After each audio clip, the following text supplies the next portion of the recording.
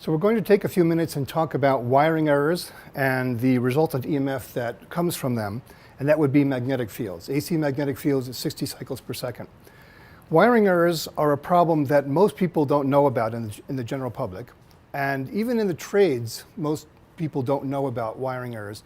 The problem is they occur in about a third of homes, conservatively, in the United States. In some parts of the country, particularly where I am in Los Angeles, Southern California, up to 50% of homes have these problems. What we're talking about is misconnections, miswiring of connections between neutrals from different circuits or between a neutral and a ground in the branch circuits outside of the breaker panel. So the problem with wiring errors is they are actually a violation of the National Electric Code. So let me actually explain to you what those code violations are and what they say. So when neutrals are connected together from two different circuits, and I'm talking about two 12-2 circuits or two 14-2 circuits coming into a junction box together, then that is a violation of national code technically. And the code citation is 300-3B, which states all conductors of the same circuit and where used the grounded conductor of all equipment grounding conductors shall be contained within the same raceway, auxiliary gutter, cable tray, trench, cable, or cord. 310-4 states conductors may not be paralleled, that is joined at both ends, so you can't join two neutrals at a junction box because they are also joined at the circuit breaker panel where they terminate at the neutral bus. Current flow on two or more neutrals poses a shock hazard to electrical personnel. Also, the magnetic field that is generated when that happens will cause disruption of the functioning of sensitive electronic equipment like computer servers and computers. But there are also health implications that we have been talking about in the videos that we've been taping here, where we have brought up studies that are conducted outside the United States, principally, that show health hazards and health risks in people in buildings that have wiring errors or magnetic fields from power lines coming in from outside or from the other sources of magnetic fields in the home, which would be transformers and motors as point sources or current on the grounding paths like water, middle water pipes. Any of these sources will cause magnetic fields that can cause ill health in people, and that's documented. And all of us who are building biologists who measure these fields in clients' homes have clients who have many different kinds of illnesses, including cancer, that the medical practitioners who these people go to can attribute to the fields that are found in their home. Now, this is actually discussed in great detail in a book by a gentleman by the name of Carl Riley. Carl is a retired science teacher in North Carolina, and he wrote this book, Tracing EMFs in Building Wiring and Grounding, and Carl spelled with a K, R-I-L-E-Y.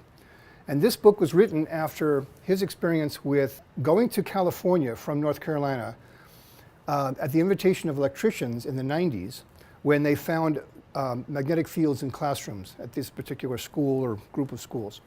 And in conjunction with the electricians, they found wiring errors, and he wrote this book about it. This is the second edition. There's actually a third edition that's been published. And in the second edition, Carl says when he first introduced this and started discussing this among electricians and with the National Electric Code, they kind of scoffed at him, even though there are provisions in the code to this effect. But at the time, there wasn't a lot of recognition of this. Since that first edition, he's actually been asked to join the committee that evaluates the National Electric Code provisions every 3 years when they revise the code. So he's on that committee, and he's been asked by electricians all over the country to help them with tracing and finding the EMFs, as he discusses in the book. And furthermore, Southern California Edison, the electric utility in Southern California where I live, around Los Angeles and through Central and California down to San Diego, they invited him to come to their offices in Los Angeles, and they filmed a 23-minute video where Carl explains, similar to this with an electrician, how these wiring errors are created and how to fix them. So he's a resource for this, and the EMF consultants for Southern California Edison give his video to customers who call them up for EMF evaluations. So there's precedence for this, there's interest in it. We apply these principles in terms of the health effects that these wiring errors can cause. Now, let me explain to you how these wiring errors occur. This is a sketch or diagram from Carl's book, which shows a neutral to neutral wiring error, one of the two types that occur. The other type is the neutral to ground wiring error. And here's what's happening in this diagram.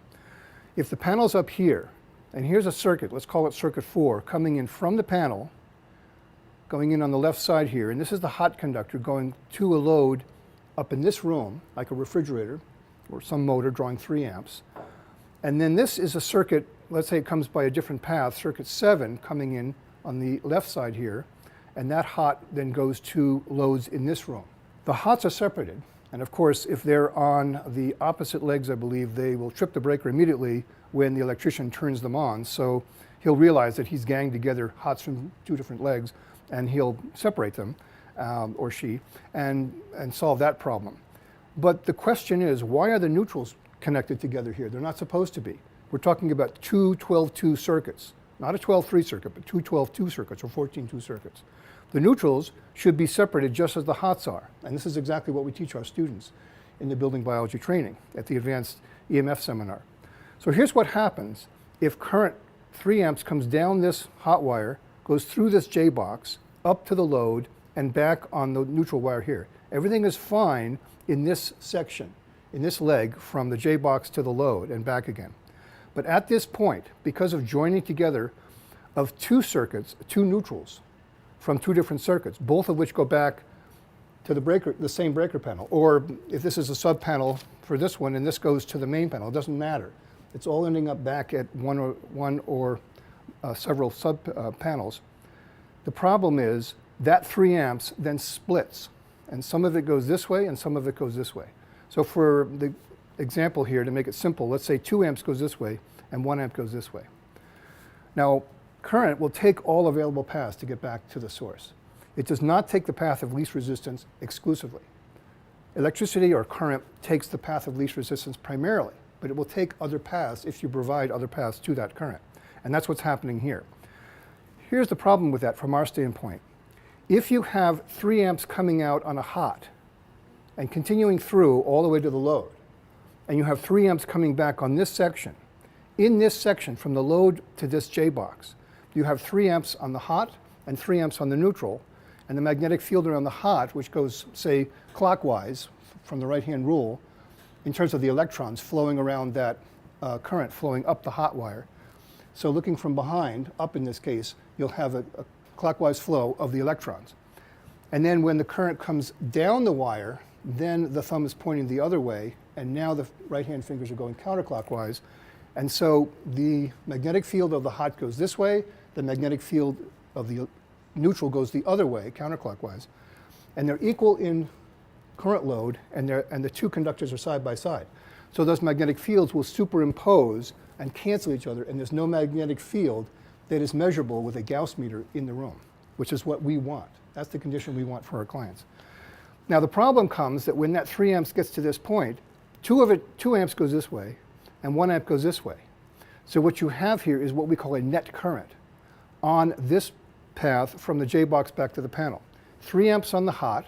So if I take a clamp meter, like this triplet 9200A clamp meter, which is self-contained, this is one example, we use this all the time, 9200A by triplet, and we clamp, we turn it on, and we're measuring amps, AC.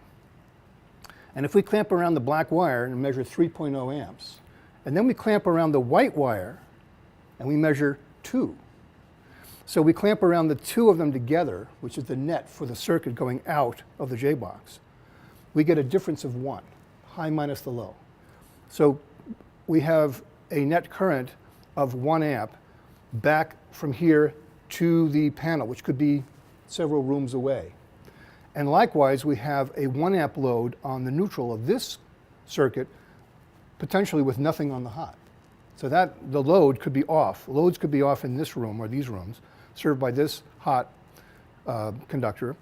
So 0 on the hot. I'll put my clamp on this, like we're going to show you here, and I have 0 amps here, and I have 1 amp here, because that's the difference. That's the deficit over here, which has to get back to the panel some other way. It could be on this neutral, or it could be on the ground. We'll get to that. And so we have a magnetic field from this circuit as well, which goes on a different path to get back to the panel, perhaps to another panel. If it goes to another panel, then there will be a deficit all the way back to the starting point of the whole infrastructure, back at the main panel. What this causes is a magnetic field when the load is on. And we see this all the time in our practices. So let's demonstrate this with the setup that we have here on this board. We're in the InterNACHI House of Horrors, the training house that InterNACHI has created here in their warehouse in Boulder, Colorado. And this is the electrical room. And we have examples of what home inspectors may find and what they should be finding and what they, in terms of the correct things, and then the defects and the problems that they find. And InterNACHI has been gracious enough to be willing to incorporate the examples that we come across that we feel are important in our work in terms of the health of our clients to be part of their permanent display here in this room. So as their students come through once a month, they're going to be able to see this. We're going to put photos of the insides of each of these boxes here. This will remain open. We're also going to have a schematic here to show the right way and wrong way. And we'll have a clamp meter here, and we'll have a Gauss meter to show the students who come through how this works. Now, home inspectors can help their clients by carrying a Gauss meter. And one of the Gauss meters that they could use is this one. This is the Gauss Master, and it's only $35. And you press this button here to turn it on, and it's an analog meter. And we like to see the level at 1 to 2 milligauss. That's the green part here. And then 2 up to about 7 is the yellow. And then 7 or so and above is red. We would say anything above 1 milligauss is potentially harmful. And that's been, the evidence for that has been reviewed in other videos that we've been taping. So this is one thing that the home inspector can carry in their pocket. And then if I can just reach here, this is another one that a home inspector could use. And this is a $270 or $300 meter made by Maggie I DSP523 actually is $320. And this is a triple axis meter. And right now we're seeing a level of 0.3 milligauss, 0.2 milligauss in this location, which is a good level. This is healthy as far as we're concerned. It's well below 1 milligauss. We consider this to be healthy. If this was a sleeping area, this would be right on the edge of what we consider the no concern level to begin, 0.2 milligauss and below. Even 0.2 to 1.0 is slight concern, and in some places you can't get lower than that, and that's okay for healthy people, but the lower the better, particularly in the sleeping area. But in a moment you're going to see that this number will go up substantially. So when we turn on this switch, which turns on this load here, we have an elevation of this magnetic field, and we're now up to 1.3, 1.4 milligauss, and we're a few feet away from this wall here. And what I want to do now is turn on some heating pads, because the amount of current that is flowing from this light bulb is only, and here I'm going to just clamp around the black wire, it's only 0.3 amps. So that's not much of a current load, but there is a wiring error here, which I'm going to show you in just a moment. But if we turn on this heating pad, I'll turn the light off, just to show you, the heating pad itself draws 0.7 amps. And for demonstration purposes, I actually want to take out this light. So I want to plug in this other heating pad. So I plugged in this second heating pad. So we now have a total, according to the, so I'm just clamping around the black wire here, of 1.8 amps. So what is the magnetic field out here? Now it's 2 milligauss, 2.5, 3. And if I hold this, I have to hold it this way, and you can't see that from the camera, but it's up to 2.5 to 3 milligauss. And another Gauss meter that some of you may purchase is this one, the Trifield meter. And we put it on the 0 to 3 scale, and there is the elevation shown with this. And when I turn off the loads, it goes to 0. Turn it back on again. There's our load. And here's another Gauss meter. This is the professional NFA 1000 that we use in the building biology profession. And the nice thing about this is not only does it give you a number, but it has an audio feature. So it's 0.2 milligauss, as I mentioned. I'll turn on the load. And because of the wiring error that we've created here,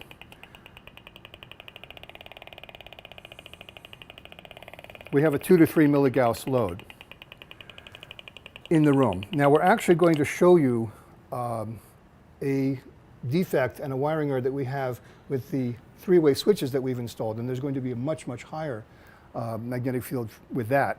But there are magnetic fields that are well in excess of the numbers that I'm showing you here, 5, 10 milligauss with a neutral-to-neutral wiring error. It all depends on the load. It's all load dependent. And when you turn the loads off, so all I have to do here is turn these off.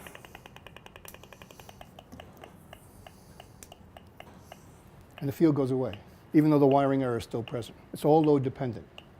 So let me explain how this works. The current comes in on this demo board from this outlet here. And in this case, it comes up on this 12-2 circuit through this switch box, through here, and it just travels right through this to the load. Here's the hot, in and out. Here's the neutral, in and out. But in this case, we have another circuit in this junction box. It happens to be a lighting circuit, and that's represented by these wires up here. But what the electrician did was he put all of the neutrals together in one grouping. And this is the violation of the National Code citation that I mentioned earlier. So what happens is current goes through here, and the one on the left is the load. So I'll show you here. We have, I have to turn them on. So here's our load of 1.9 amps. The rule of thumb is, to avoid these problems, we need to have 1.9 amps go back, and here's the 1.9 amps here. This is the 1.9 amps coming from the load. And it should be going back on this, these are reversed, so sorry, we'll do it this way. All right, so this is the 1.9 amps going over here. And this part, which goes back to the panel, should also be 1.9. But it's not. It's 1.5. There's a deficit of 0.4 amps, almost a half an amp. It's on this wire here, going back almost 0.4 of an amp, going back on this path here on the other circuit. And there's none here because that's going up to this load, this box here, which has no load on it. So this is an example of how a neutral-to-neutral wiring error would work. That is, the current comes through on the hots in the full amount and goes out in the branch here. But the neutral is connected to a neutral of another circuit, in this case right here, which carries a percentage of the amount of current that should all be going back on this neutral back that way. Now here's another problem that you'll sometimes see. This is a neutral to ground connection. Now a licensed electrician is generally not going to do this, but a handyman, a homeowner could do this. Someone who's not paying attention. What do we see here? We see a ground wire under the same wire nut as neutrals. Not uncommon, and we see this. And when we turn on our loads, what we end up with is, once again, a magnetic field in the room coming out from the wall, which is not there when we turn off the loads. And when we take our clamp, we find that, again, we have our 1.9 amps flowing on the hots through. And this is the neutral from the loads. There's the, sorry, this side. There's the 1.9. So when I clamp around these two, because these two represent the hot and the neutral going out in this circuit, and there's 0. So that's the point, that in this Romex here, we have 0 amps. 0 net current on the two, which is what we want. Because when we see this on the outgoing neutral circuit, There's no magnetic field in the room on this, from this portion. But on this side, we have a net current. And the net current in this case is almost 1/3 of an amp. And so here we can see around this, this is from the source, from the panel. We have 1.9, 1.8 amps on the hot. We do not have that amount on the neutral. We have 0.86. And in this case, we have 0.7 on the ground. So let's go back here. So this is the hot and the neutral that go to the loads here, and they net out at 0. However, we don't have the same amount of current on the neutral as we do on the hot on this load, and I just showed you that here. And so here's 1.8 on the hot,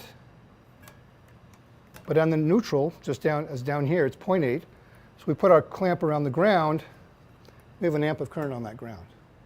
And that current on the ground goes everywhere that it can get back to the panel, because grounds are all tied together in every junction box, regardless of how many circuits are present. So this needs to be found and identified and then fixed. And the solution is literally to just remove this, and that should take care of the problem. So now we're going to show you the effects from three-way switches, wiring errors with three-way switches. There are actually multiple ways of connecting three-way switches. There's the California method, which is unique and wrong from our standpoint because it creates magnetic fields. But the most important thing about three-way switches is that you have 3 wires in your travelers, in the conductors or the circuit that is your travelers. That would mean a 12-3 or 14-3 circuit. So here we have 2 hots, a black and a red, but you always must have the neutral in the same path. That's very critical, because whenever you have current flowing up on one or the other of these hots, you must have the same amount of current coming back on the corresponding neutral. There must be a neutral in this circuit. It goes from this switch over to this switch, and it literally goes around this room here and comes back down here. So here are our 2 switches, and here is the light. So when I turn this on, we have our light, and I could turn that off over here. That's how a three-way switch works. The thing is, if the power comes into this switch, as it does in this case, then the neutral current must come back on a neutral in that circuit that has the travelers, and it must exit on the neutral going back to the source from this switch. But what can happen is some guys will use a 14-2 or 12-2, as we have in this case on this side, and these 2 conductors, the black and the white, are both used as the travelers. There's no neutral. We have the ground, but there's no neutral, meaning in one configuration, the black wire will carry the current. So let's measure that. We have 1/3 of an amp on that load. And in this configuration, the black happens to be the one with the current. But the white has no current. But all I have to do is turn it off here and turn it on here. And now the white wire is a hot wire carrying that current, that 0.3 of an amp of current, and nothing on the black. The problem is that current comes through into this three-way switch, and then this is the switch leg here for that side, the incorrectly wired three-way switch, and this is the load here. And what happens is we are picking up a neutral of a completely different circuit right here. So the current comes in on this, as it turns out, it's coming in on this white wire here, going out on this white wire here, on this black wire here, and then it goes into here and up to here, and that can be measured right here on this black as well. So in this portion, we have the correct, we have 0.3 amps on the black, 0.3 amps on the white. So this section here nets out as 0, and there's no magnetic field from this. But right here, this is the neutral that comes back from the load. But instead of putting this neutral back through here and back through here, which is not possible because there is no neutral. What they did was they picked up a neutral in this box from a completely different circuit, which is this one down here. And remember, this is from the earlier example, so this is the neutral that goes back on this circuit to our beginning point. So that means that we have that 0.3 amps here, which jumps onto this circuit right here, this neutral right here, and this neutral right here. But here's the problem.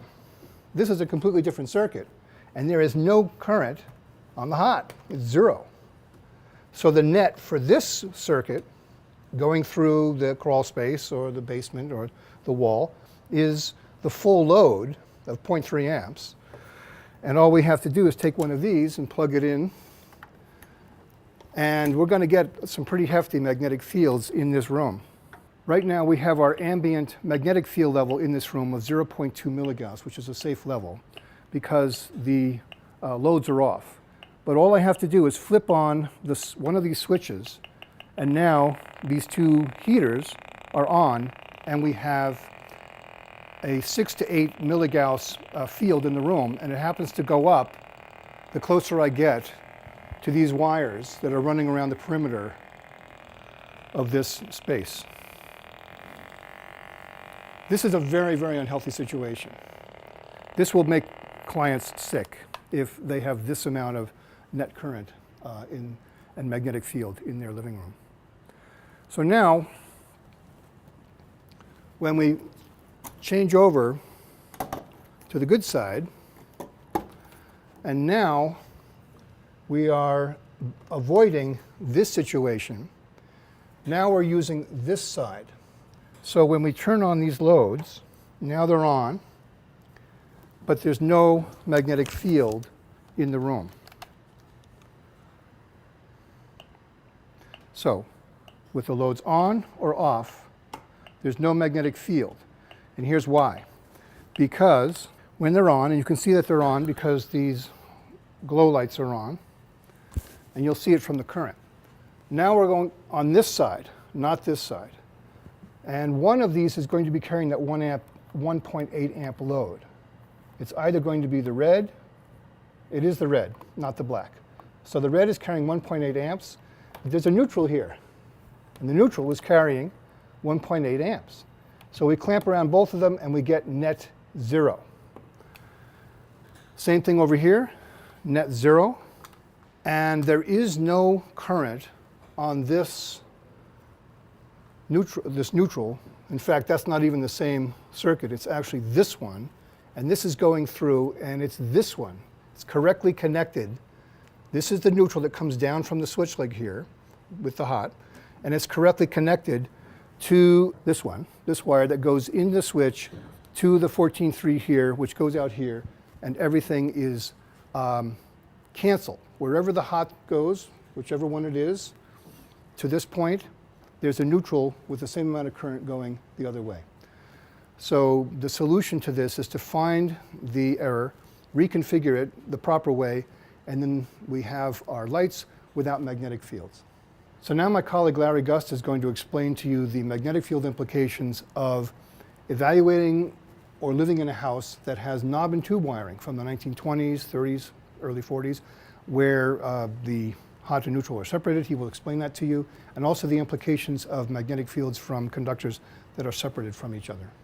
Orem, thank you very much for the introduction. We're going to talk about knob and tube wiring and then some of the wiring iterations that took place over the years. Knob and tube wiring was used in the early days of wiring, say from just around the 1900s until the 1930s, and it composed of insulated porcelain hangers that wires were put into to be held off of the studs and walls, as well as so-called tubes, which were used to get the wire through the wood. And we'll take a look at that picture of that on screen now, and you can see how the stuff was run, and stud spacings probably around 16 inches. The neutral and the hot wire were separated by 16 inches or more in this kind of wiring configuration.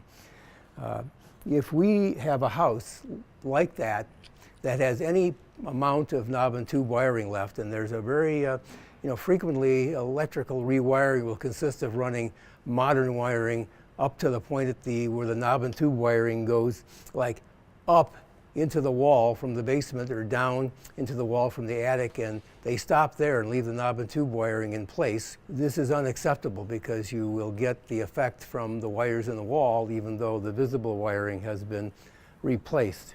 So if we take a look at this little setup we have here, we've just got an extension cord, a modern day extension cord, and we've split the leads on it, and we can separate the conductors like we would actually be having in a knob and tube wiring situation. So if we turn on the meter and we take a look at the magnetic field readings in this room at the moment, we're running, like 0.2 or so, 0.5, 0.3 milligauss. But when I separate the wires, we run up to 3 milligauss. In other words, it goes up 10 times just for a wire separation of about 4 inches. Now, the interesting part of this whole concept is this is outside the loop formed by the wires. You can see there's a loop formed by the wires. And then when you get inside the loop from the wires, we have a 46 milligauss field. So in a house, you can picture how these wires might form loops between rooms, depending on how electricians installed them, and there really wasn't any protocol for installation. They just got the wires around the best way they saw fit. So knob and tube is very dangerous. High electric fields, high magnetic fields, high electric fields all the time, and high magnetic fields anytime you're using a light or any other type of appliance. So speaking of electric fields, we can actually take a look at electric fields. And you can see with the wires spread, we're running like 230 volt per meter electric fields. The modern day house will have something like 12. If we get between it, we have 1100 volt per meter electric fields. If we bring these things together, these things are dropping, the electric fields are dropping off to like 50 volts per meter. So you can see from that demonstration there's a big effect on electric fields as well as magnetic fields. So in the 1930s, the concept of Romex was developed. And Romex, as you can see, was a cloth-covered wire with 2 conductors inside and no ground. And so when Romex came out in the 1930s, this problem went away, but not all away. And you can see what the effect was of not all away, because we noted that electric fields here were 50, 80 volts per meter.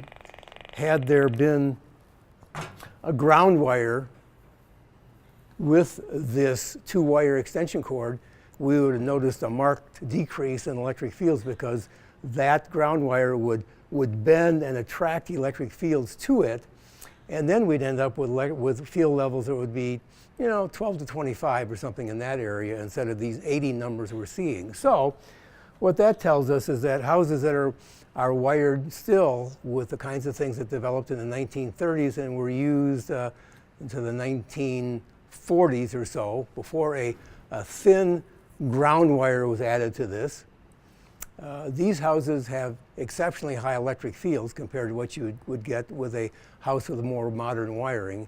And so that, that is a downside for the people who are going to buy the house. I mean, it might even be termed a deal breaker depending on how sensitive they are to that type of situation.